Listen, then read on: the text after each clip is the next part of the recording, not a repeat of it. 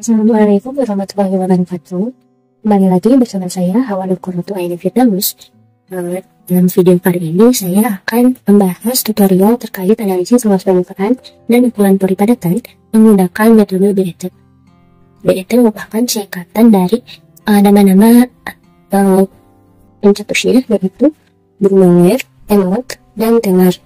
Analisis ini merupakan salah satu analisis yang dilakukan untuk mengetahui luas permukaan dan ukuran pori padatan yang umumnya berbentuk serbuk secara langsung dalam kondisi high vacuum. Prinsip penentuan luas air raya dan ukuran pori padatan dengan BET didasarkan pada absorpsinya molekul gas yang umumnya berupa gas N2 pada permukaan material dengan lapisan tidak terbatas dan tidak adanya interaksi antar lapisan. Nah, analisis ini menerapkan pemahaman elektron BET yang melengkapi pemahaman isotron Langmuir yang mengabaikan kemungkinan terjadinya multilapisan pada proses absorpsinya. Sehingga, pada isotron BET diasumsikan gas N2 dapat terabsorpsi oleh seluruh permukaan material dan terjadi secara multilapisan. Oke, di sini ada beberapa tahapan dalam menentukan luas permukaan menggunakan metode BET. Jadi, data yang didapat dari analisis sebelumnya itu biasanya hanya didapatkan nilai dari yang ini saja, yang P per P0 dengan yang volume adsorbed dalam satuannya itu cm kubik per gram. Jadi ada beberapa tahapan dalam menentukan luas permukaan menggunakan metode BET. Jadi data yang didapat dari analisis sebelumnya itu biasanya yang didapat yang ini, yang P per P0 sama volume adsorbed dengan satuannya itu cm kubik per gram. Data tersebut akan kita olah menjadi ke dalam bentuk persamaan 1 per X dikali P0 per P dikurangi 1 sama dengan 1 per XM kali C sama dengan C min 1 per XM dikali C dikali dengan P per P0. Dan dimana persamaan ini memenuhi persamaan linear yang Y sama dengan MX ditambah C, dimana Y-nya itu yang ini dan MX-nya itu yang ini dan C-nya itu yang ini. Nah, tapi persamaan di BET itu nggak cuma ada model yang ini saja, tapi juga ada model yang ini, yang kedua ini, dan yang ketiga. Nah, dimana yang berubah itu hanya di Y-nya saja. Ini dimana kan kalau pertama itu 1 per X dikali P0 per P min 1, sedangkan yang model kedua ini Y-nya itu P per X dikali P0 min P, dan ketiga itu P0 per P per X dikali 1 dikurangi P0 per P. Tapi sebenarnya mau pakai persamaan yang manapun nanti hasilnya itu bakalan sama. Kenapa? Karena sebelumnya persamaan yang dua ini awal mulanya itu dari persamaan yang pertama. Maka di sini saya akan menjelaskan kenapa persamaan yang kedua dan ketiga ini sama dengan persamaan yang pertama. Oke, tadi kan di persamaan yang pertama itu ada 1 per X dikalikan dengan P0 per P dikurangi 1. Nah, di sini kita akan memodifikasi angka 1 ini, dimana kita ketahui bahwa kalau angka 1 ini bisa kita dapatkan dari pembagian suatu angka dengan angka itu lagi, misalnya 2 per 2 kan sama dengan 1, 3 per 3 sama dengan 1.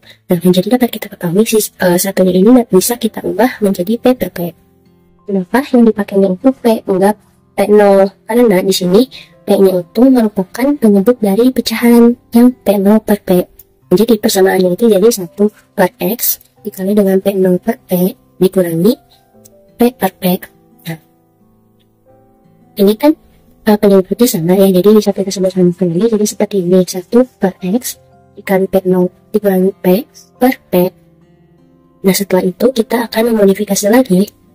Kita kan ingat suatu sifat bahwa semua angka kalau dikalikan dengan 1 hasilnya itu bakalan angka itu lebih. Jadi kalau kita kalikan 5 dengan 5 kali 1 hasilnya kan bakalan 5 lagi, 10 kali 1 dengan 10. Nah, jadi kita bakalan ngaliin yang 1 per X dikali P0 dikurangi P per P ini bakal kita kalikan dengan 1. Karena kalau misalkan ini dikalikan dengan 1 hasilnya bakalan ini lagi. Nah, kemudian yang satunya ini kita ubah lagi jadi P per P. Perkalian pecahan itu kan yang atas dikali yang atas dan yang bawah dikalikan dengan yang bawah. X dikali P0 min P per P dikalikan dengan P. Nah, yang ini tuh berlaku sifat asosiatif, atau misalkan ada A dikali B dikalikan dengan C. Nah, di sini kita bebas mau mengkalikan yang mana dulu. Mau A dikalikan B dulu boleh, B dikalikan C dulu boleh, atau bahkan kita mau mengkalikan A dengan yang C-nya dulu. Nah, itu juga nggak apa-apa. Di sini saya akan mengkalikan terlebih dahulu yang P0 dikurangi P per P dikalikan dengan P. Nah, ini kan sama, jadi bisa dicoret aja P-nya. Yang ini, yang di sini sama yang di sini. Dapat sini itu P per X dikalikan dengan P0 dikurangi dengan P. Nah, ini dapatlah persamaan yang kedua. Jadi persamaan yang kedua itu nih, P per X dikali P0 dikurangi P. Nah, sama kan yang saya. Sekarang untuk persamaan yang ketiganya.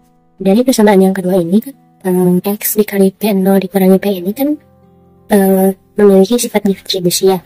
Jadi nilai yang ini bisa kita ubah dalam bentuk X dikali P0 dikurangi dengan X dikali P. Ini sifat distribusi itu kan A-nya itu dikalikan dengan yang dalam kurungnya itu bisa B dikurangi C atau B ditambah C. Nah, di sini kan dikurang ya. Ini kita ubah dulu nilai X-nya, nilai A-nya itu yang awalnya X, kita ubah menjadi X dikalikan dengan P0. Di sini kita akan mengeluarkan nilai dari X dikali P0 dari persamaan yang ini. Untuk nilai yang B-nya ini, kita kalikan si X dikali P0 ini dengan berapa ya? Biar pas X dikali P0 ini dikalikan dengan suatu angka, hasilnya itu tetap X dikali P0. Nah, kita kalikan dengan 1. Dimana kan kalau misalkan 1 dikali X dikali P0, hasilnya bakalan tetap aja X dikali P0. Nah, udah kita ketahui nih nilai B-nya itu sama dengan 1. Nah, di sini dikurangi. Untuk nilai C-nya itu, untuk mengubah si nilai X P0 ini menjadi XP, maka kan berarti kita perlu mengkalikan nilai X dikali P0 dengan suatu nilai biar hasilnya sama dengan XP. Nah, tinggal kita pindah ruas aja. Untuk yang X P0 ini pindah ke ruas yang sebelah kanan, jadi X sama dengan X dikali P per X dikali P0. Nah, ini kan sama ya nilainya X, bisa kita coret aja. Nah, jadi untuk C-nya itu kita ketahui kalau nilai dari C atau si X-nya itu sama dengan P per P0. Nah, jadi kita masukin ke yang C-nya ini. Jadi kita ketahui kalau si persamaannya itu adalah P per X dikali P0 dikali dengan 1 min P per P0.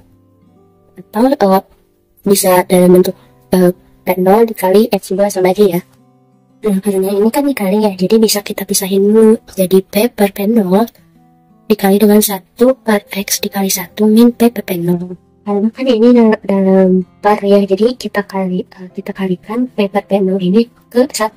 Jadi pindah ke atas, jadi hasilnya P per P0 per X dikali dengan 1 min P per P0.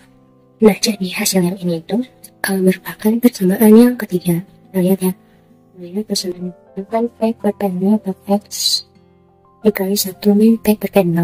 Nah, di sini kan data yang kita miliki itu adalah P per P0 sama volume isoternya. Dan kita akan mencari nilai dari sumbu Y-nya. Tapi kita perlu perhatikan kalau kan nilai kita miliki itu P per P0, sedangkan di sumbu Y itu P0 per P.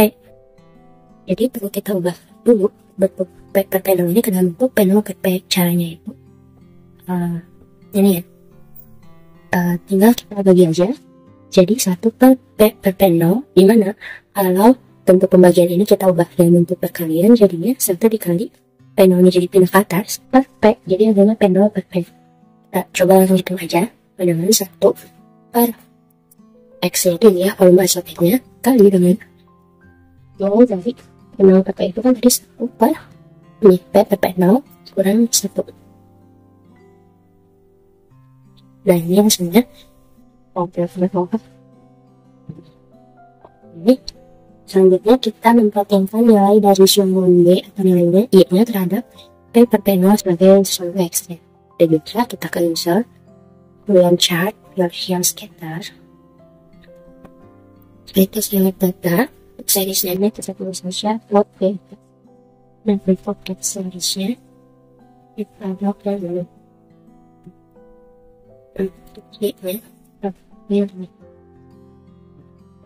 Oke, jenisnya sudah terplot. Selanjutnya kan kita perlu memunculkan nilai regresi linearnya atau Y sama dengan MX plus-nya. Untuk yang pertama ini kita klik yang kali A, kemudian pilih yang ini, langsung muncul ya.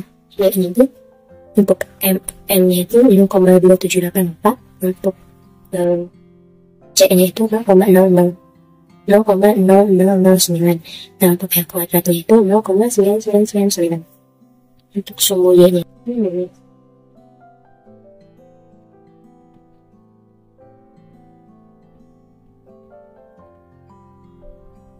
untuk ya.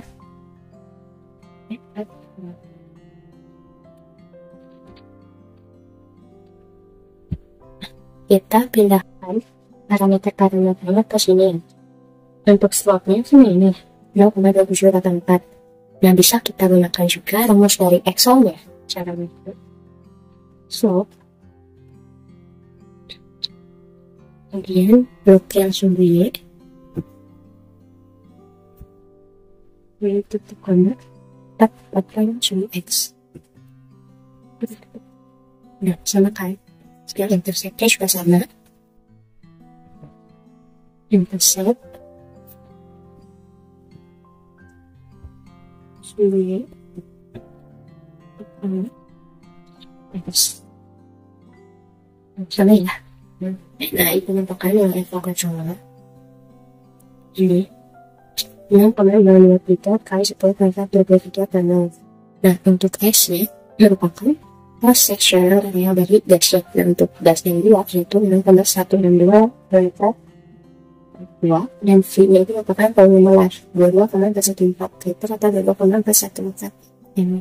Untuk selanjutnya kita perlu mencari nilai XM. Untuk mencari ini XM sama dengan 1 per N tambah C. Yang mana persamaan itu didapatkan dari yang dikasih dengan ini. Maksudnya itu C min 1 per XM dikali C, dan untuk interceptnya itu kan 1 per XM dikali C. Nah, kalau karena kan disitu penyebutnya sama ya, jadi bisa kita satuin aja, jadi C dikurangi 1 plus 1 per XM dikali C. Kalau ada 1 ditambah 1 hasilnya sebenarnya belum. Jadi didapatkan nilainya itu C per XM dikali C. Nah, ini sama-sama dengan C yang bisa kita coret aja. Jadi hasilnya 1 per XM. Nah, untuk mencari nilai XM-nya kita pindah ruaskan, jadi XM nilainya 1 per M tambah C. Nah, dimana M-nya itu slope dan C-nya itu intercept. Jadi langsung kita hitung aja di sini dengan 1 per slope ditambah dengan intercept. Dan untuk XM-nya kita ketahui sebesar 3,5799. Untuk mencari nilai S totalnya itu XM dikali NA dikali S per V, dimana V-nya itu volume molar dengan keadaan STP atau tadi sebesar 22,414 liter atau 22,414 desimeter kubik.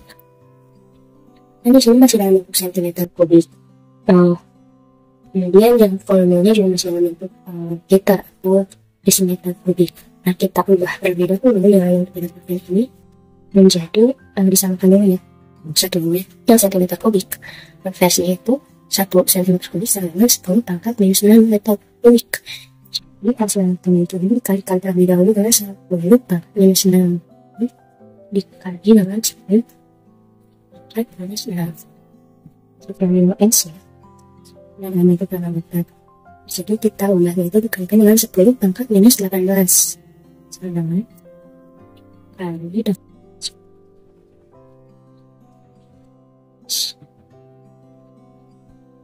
untuk yang liter atau desimeter kubik dikalikan dengan 10 pangkat minus 3. Ya, karena satuannya udah disamakan juga dalam bentuk vektor, kita bisa menghitung nilai S totalnya. Nah, untuk nilai S totalnya kan caranya itu tadi XM dikali dengan NA kalikan dengan S per volume. Luas permukaannya atau totalnya itu sebesar 15,58 meter persegi per gram Sekian video yang akan saya sampaikan. Mohon maaf apabila terdapat banyak kesalahan. Semoga video ini dapat bermanfaat untuk teman-teman semua. Assalamualaikum warahmatullahi wabarakatuh.